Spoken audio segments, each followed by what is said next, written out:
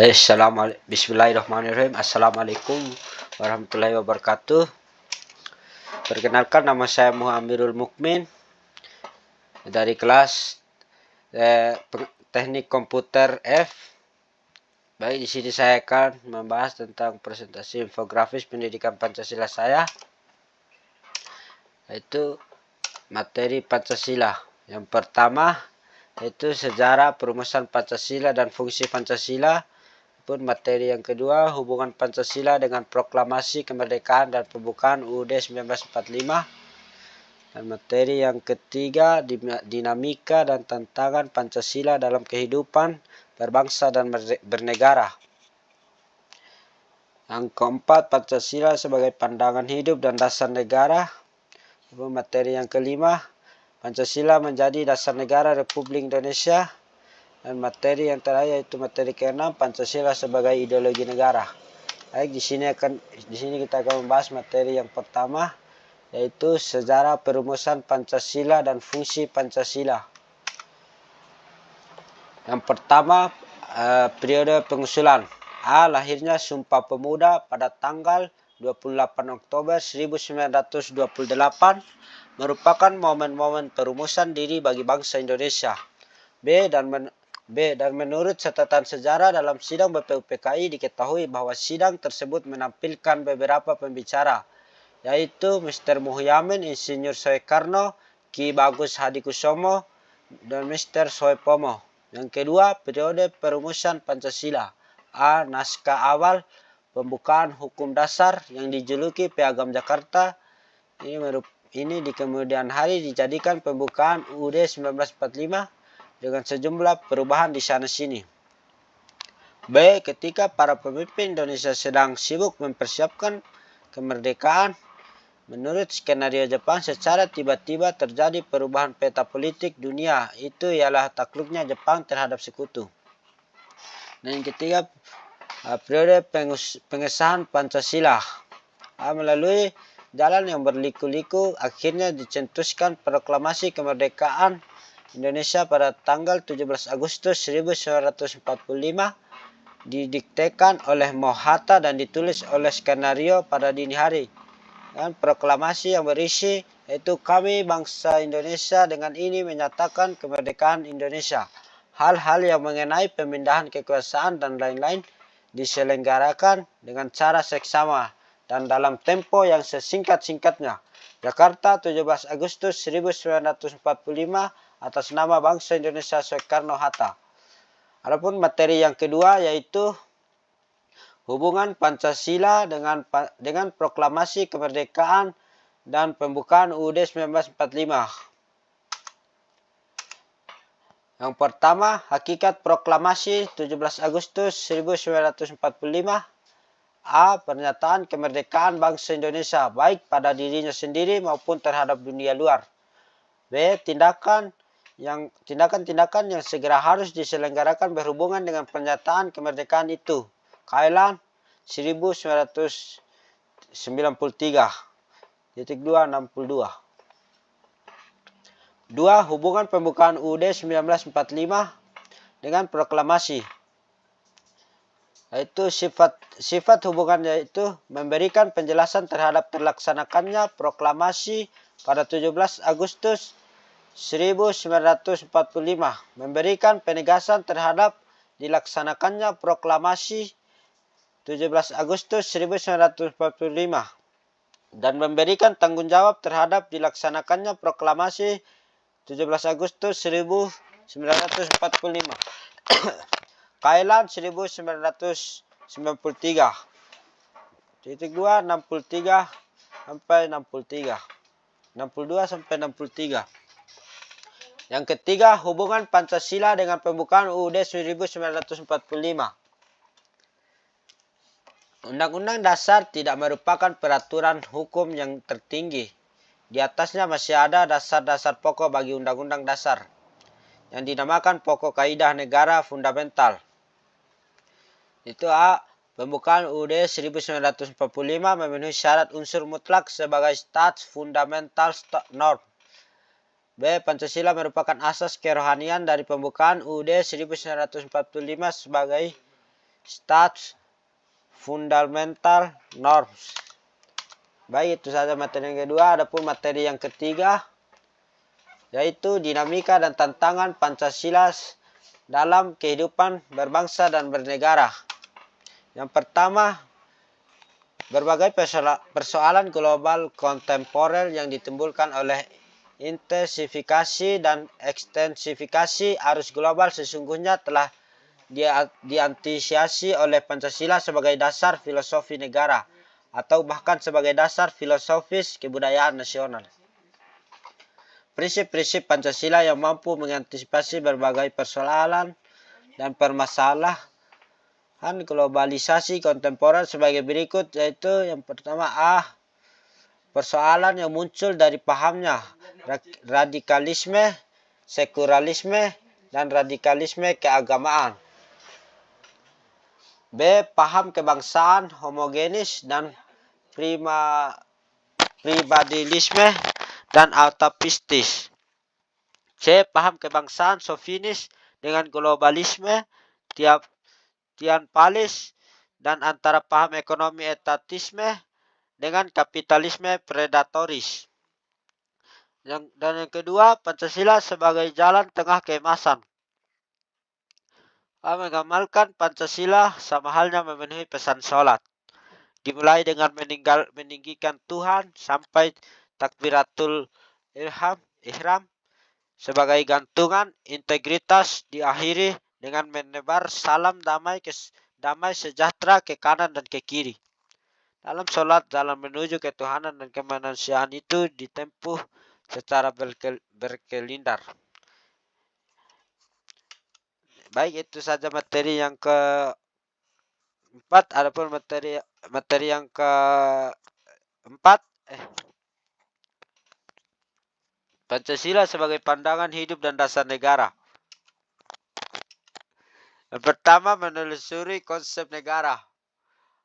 Apakah Anda pernah mendengar istilah Homo faber, makhluk yang menggunakan teknologi, Homo socius, makhluk bermasyarakat, Homo economicus, makhluk ekonomi, dan istilah Zoon politikon atau makhluk politik. Istilah-istilah tersebut merupakan predikat yang melekat pada ekstensi manusia. Sejalan dengan pengertian negara tersebut, di Monolo menyimpulkan 3 unsur yang menjadi syarat mutlak bagi adanya negara, yaitu A. Unsur tempat atau daerah wilayah atau teritori. B. Unsur manusia atau umat, rakyat atau bangsa. C. Unsur organisasi atau kerjasama atau tata kerjasama atau tata pemerintahan. Dan yang kedua, menelusuri konsep tujuan negara. Para ahli berpendapat bahwa amuba atau binatang bersel satupun hidupnya memiliki tujuan. Apalagi manusia pasti memiliki tujuan hidup. Demikian pula suatu bangsa mendirikan negara pasti ada tujuan untuk apa negara itu didirikan. Itu aliran. Adapun tujuan negara yang pertama itu aliran liberal individualis. Aliran ini berpendapat bahwa kesejahteraan dan kebahagiaan harus dicapai dengan politik dan sistem ekonomi liberal melalui persaingan bebas. B. Aliran kolektivis atau sosialis. Aliran ini berpandangan bahwa kesejahteraan dan kebahagiaan manusia hanya dapat diwujudkan melalui politik dan sistem ekonomi terpimpin dan totaliter. 3. Menelusuri konsep dan urgensi dasar negara. A. Mengimplementasikan dari urgensi Pancasila sebagai dasar negara, antara lain para pejabat tidak korupsi. Dan tiap warga negara hendaknya menjadikan Pancasila sebagai nilai etika. B. Agar para pejabat publik tidak kehilangan arah dalam menyelenggarakan negara.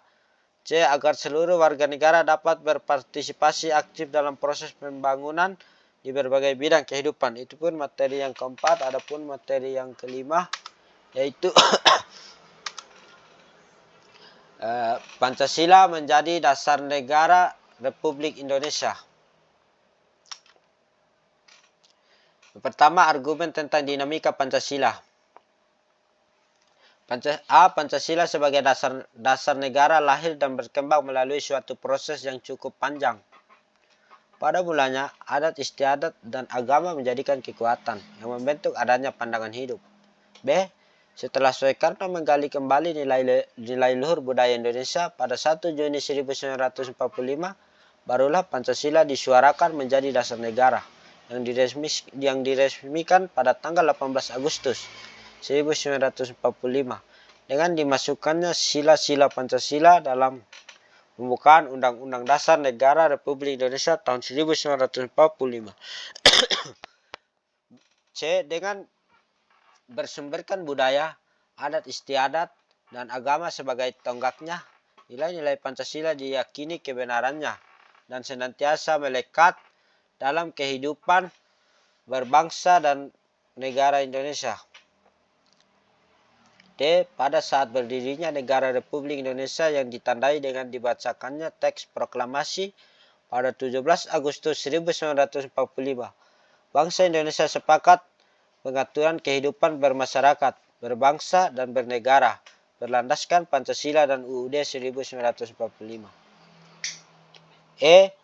Namun sejak November 1945 sampai menjelang ditetapkannya Dekret Presiden pada 5 Juli 1959, pemerintah Indonesia mempraktikkan sistem demokrasi liberal. Adapun yang kedua yaitu argumen tentang tantangan terhadap Pancasila. A. Pada era globalisasi dewasa ini banyak hal yang akan merusak mental dan nilai moral Pancasila yang menjadi kebanggaan bangsa dan negara Indonesia. B. Dengan demikian Indonesia perlu waspada dan berupaya agar ketahanan mental ideologi bangsa Indonesia tidak tergerus. C. Pancasila harus senantiasa menjadi benteng moral dalam menjawab tantangan-tantangan terhadap unsur-unsur kehidupan bernegara yaitu sosial, politik, ekonomi, budaya, dan agama. D. Tantangan yang muncul antara lain berasal dari derasnya arus paham-paham yang bersandar pada otoritas materi seperti liberalisme, kapitalisme, komunisme, sekularisme, pragmatisme, dan hedonisme yang menggerus kepribadian bangsa yang berkarakter nilai-nilai Pancasila. Hal ini pun dapat dilihat dengan jelas betapa paham-paham tersebut telah merasuk jauh dalam kehidupan bangsa Indonesia sehingga melupakan kultur bangsa Indonesia yang memiliki sifat religius, santun, dan gotong royong. Itu saja materi yang kelima. Adapun materi yang keenam atau yang terakhir yaitu Pancasila sebagai ideologi negara. Yang pertama, konsep Pancasila sebagai ideologi negara.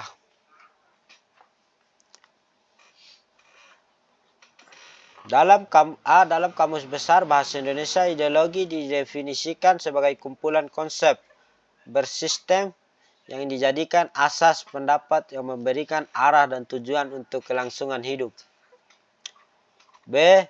Ideologi juga diartikan sebagai cara berpikir seseorang atau suatu golongan. C. Ideologi dapat diartikan paham, teori, dan tujuan yang merupakan suatu program sosial politik. Kamus Besar Bahasa Indonesia 2008.2.517. Dalam pengertian tersebut, Anda dapat menangkap beberapa komponen penting dalam sebuah ideologi, yaitu sistem, arah, tujuan, cara berpikir, program sosial, dan politik. 2. Urgensi Pancasila sebagai ideologi negara. A. Setelah Anda menelusuri berbagai pengertian, unsur, dan jenis-jenis ideologi, maka terlihat bahwa Pancasila sebagai ideologi negara menghadapi berbagai bentuk tantangan. B. Salah satu tantangan yang paling dominan dewasa ini adalah globalisasi. Globalisasi merupakan era saling keterhubungan antara masyarakat suatu bangsa dan masyarakat bangsa yang lain, sehingga masyarakat dunia menjadi lebih terbuka. C.